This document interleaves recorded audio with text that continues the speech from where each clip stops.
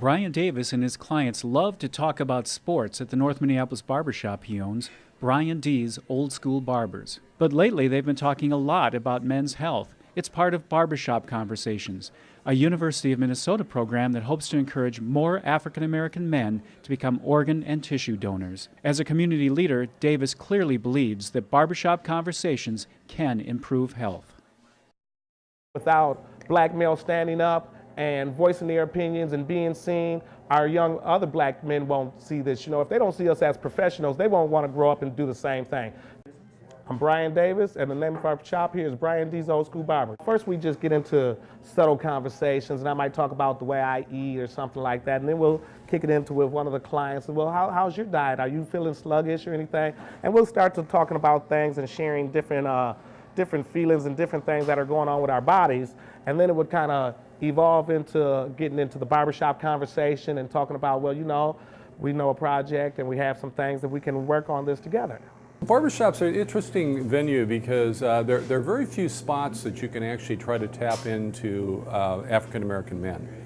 And this happens to be actually one of the spots where African American men actually do gather, and it's a very much a community gathering place. It's a neutral spot, so to speak, within the community. It's also a gathering place for sharing of information among men. It's been a three and a half year project where we're actually looking at trying to increase organ donation designation among African American men. And that actually happens to be lower here in Minnesota than it is for any of the other, at least the racial groups as well as genders that we've looked at actually within the state of Minnesota. In fact, on average, African American men only designate donor designation on their driver's license at a rate of about 35%. And this compares actually against men, white men, which is right around 45 to 50% here in Minnesota.